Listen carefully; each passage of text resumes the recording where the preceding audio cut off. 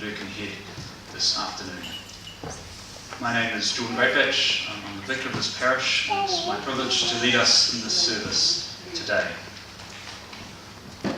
We have come together to remember before God the life of King Windsor, to give thanks for his life and all that he meant to us, and to commend him to God as Creator and to affirm that deep love of God that abides with us even through death. A life well lived is never to be mourned, but celebrated. So we gather here today to celebrate Ken's life, a life full of excitement, adventure, and a love for the simple things, family, church, and particularly flying. I'm always amazed at how we meet people later in their lives, and in a sense, only get to experience them as they are now, not as they were. Every Sunday, Ken and Jocelyn would come to this church, sit in the same seats without fail, and express their faith in worship. If I didn't see them, then I knew something would be wrong. That's how faithful they were. It's this sort of faithfulness which Ken displayed that I will always admire and cherish and remember about him. Ken knew what he wanted from his worship, and sometimes he let me know if he didn't like it. And he had that strong, simple faith that his generation so bravely displayed. A faith that assures us he is now at rest with the Lord that he loved. And though we are assured of that rest, it is still difficult to say goodbye to someone we have loved. And so as a part of our celebration of Ken's life today, we acknowledge that he is no longer with us. So what we do today is not only recall Ken's life, but we also say goodbye. Two things that always go hand in hand as we gather for an occasion such as this. We are sad, yet forever thankful for Ken and for his life. And so to you, Jocelyn, in particular, on behalf of all saints and this community, that you and Ken have been part of so faithfully, we offer our support and sympathy as we acknowledge the gap that now exists in your life with the death of Ken, which you shared with him for an amazing 64 years. We too will miss him. We think this afternoon in particular, of his brother Desmond, who cannot be with us, and Desmond has recorded something that he'll share with us later in the service. So we remember him as well. Ken, I suspect, as pragmatic as ever, had the desire for a private, quick cremation, and then for us to gather to remember him here at All Saints. So today's service is a memorial service in the Anglican tradition to which Ken belonged. And so whether you share the Christian faith, or hold another faith, or hold no particular faith at all, my hope is that this memorial service will provide us an opportunity together to reflect on life and death, the changes that occur in our family relationships, the values we hold dear, and to consider our own place in the scheme of life. So now as we come together to remember Ken and to say goodbye, we hold him in our hearts and minds, recalling the good times and the not so good times. All those things which are a part of the rich tapestry of life. All those things which make us human. So as we do those things, we commit this service and our time together to God. Let us pray.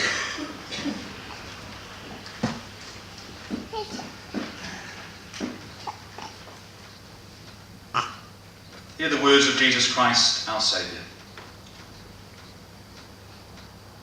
Come to me, all who labour and are heavy laden, and I will give you rest. God, our comforter, you are a refuge and a strength for us, a helper close at hand in times of distress. Help us so to hear the words of our faith, that our fear is dispelled, our loneliness eased, and our hope reawakened. May your Holy Spirit lift us above our natural sorrow, to the peace and light of your constant love. Through Jesus Christ our Lord. Amen. As we gather, we sing our opening hymn together, which is a very famous hymn, great praise to God's love. Praise my soul, the King of heaven. Let us stand.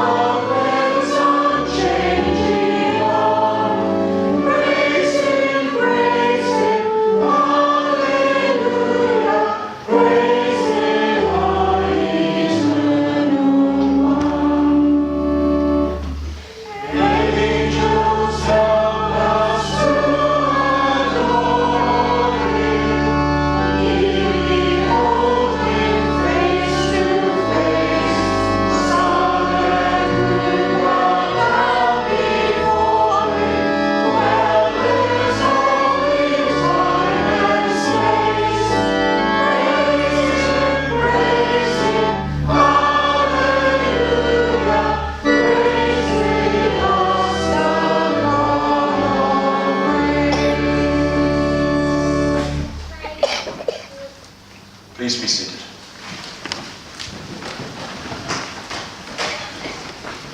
We're now going to listen to tributes to Ken's life, and these memories are intended to help us recall our own sharing in his life and to give thanks. And following those, there will be an opportunity, following eulogies, for anyone else who wishes to share briefly with us. So, firstly, I'd like to invite Lynette to share with us.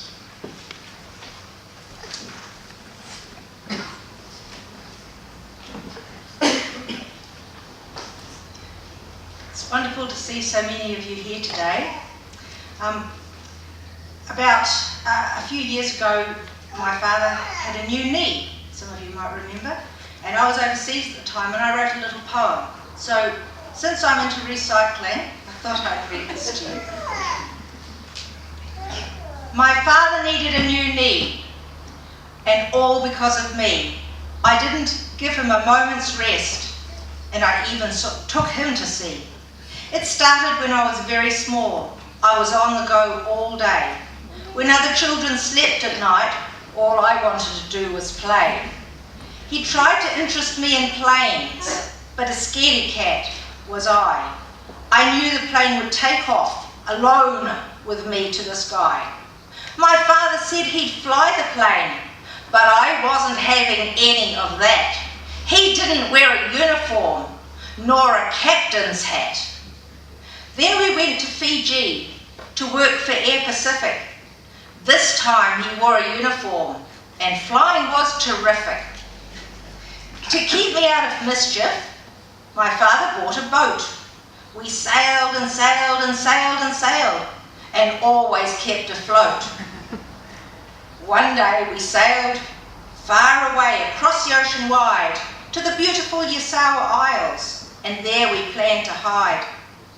But boarding school was coming soon, so back to work he'd go to pay for all the things I'd need in that country far below. I studied hard and I studied well, and then I met a man who said, "We'll sail across the sea, you're trained." Now, so that's the plan. My father continued to work for a living, in sky and sea and land. He even bought a fishing boat, but the fish were not at hand. He went to far Somalia to fly a DC-3. It was a very dangerous time and not good for his knee. Then my husband sailed me away across the ocean wide, so when my father had his new knee, I could not be at his side. You've been here with us for 92 years. Now your journey's come to an end. So rest in peace. You don't need your new knee. To the very best father, the end. But to keep me out of mischief, and he wasn't very well renowned for carpentry, he built a hobby horse for me and my sisters. And then when I had my children, he built them all hobby horses, and just recently, right up to now, he's built them for the great-grandchildren.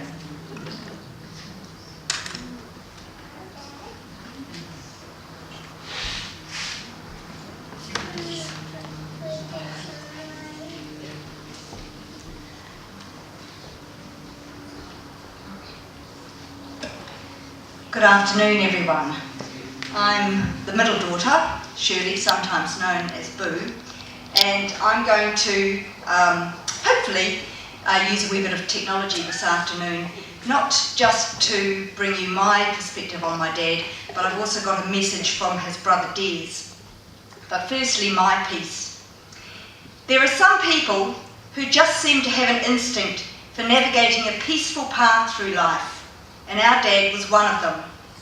That doesn't mean he shied from adventure and challenge. To the contrary, it was his thirst for exploration and voyaging that led him to be such a successful pathfinder. As a young sailor plying the waters of the Pacific, he learnt to navigate using celestial means and was perfectly at home exploring the oceans far and wide, with only the occasional uncharted reef to contend with, which we heard all about. The Second World War presented him with the opportunity to learn to fly. Although fortunately he never saw active combat, the skills learnt as a sailor, plus his newfound ability to ply the sky, set him up for a successful future where he could realise his dual passions, and consequently he ranged between sea and sky his entire working life. His passion for both must have sent his young bride, our mother, into despair at times as he flitted off on his next wild adventure. A pivotal point in our lives from my perspective was the move to Fiji when Dad took up his position with Fiji Airways as a pilot. Here he could continue to explore his beloved Pacific by air. Of course, it wasn't long before a yacht came along, and the dual dance twixt sea and sky continued. However, now, when he took to sea by yacht, he had a captive audience in the form of a family, and it wasn't long before his passion for the celestial pathways became the subject of nightly lessons. I have vivid memories of lying on the top deck of our boat, enthralled, listening to Dad point out the timeless navigational aids to be found in the heavens. The planets, stars and constellations became familiar friends, and this being mid to late 60s, Dad's stories of the space race added an extra dimension to the already exhilarating possibilities that revealed themselves each evening as we gazed upwards. July 20th, 1969 came along, and at 10 years of age I was completely hooked, eager to hear any snippets of news about the first men to walk on the moon. Dad was equally excited, and just 4 days after the lunar landing, got our family out of bed in the middle of the night to watch the Apollo 11 crew and the Command Module Columbia re-enter the atmosphere in a blaze of light and glory. To this day I find it remarkable that he knew exactly where and when to look for this spectacular re-entry. Celestial knowledge to the fore again. I know he's been slowing down with age, and not a great conversationalist at the best of times. He spoke less and less towards the end. So when I came up 3 weeks ago to visit, it was no surprise that most of the chatter came from other family members. However, I'd just started an astronomy course myself and wanted to share some of my thoughts and questions with Dad. We got to talking about navigating in early times using predominantly celestial means. I was remarking how skillful those early navigators were and how I admired their ability to accurately voyage from place to place without any of the gadgets and gizmos we use today. At this point, Dad piped up with, "It's easy, once you know the magic trick." I asked the obvious question, "What's the magic trick?"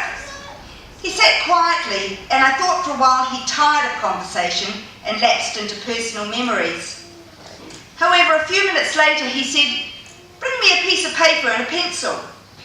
And what followed was one of the most lucid, articulate conversations I'd ever had with him, where he explained using diagrams exactly how celestial navigation works, including descriptions of precise angular measurements, navigational stars, the use of annual almanacs, and other esoteric manuscripts and instruments.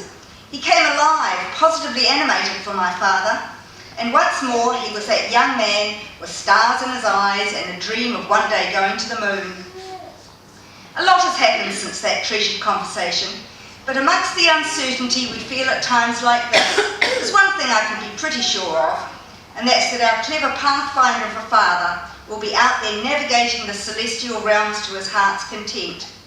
I will only ever have to look upward on a clear night to be reminded of and ever grateful for that special person in our lives, our Dad, the peaceful pathfinder.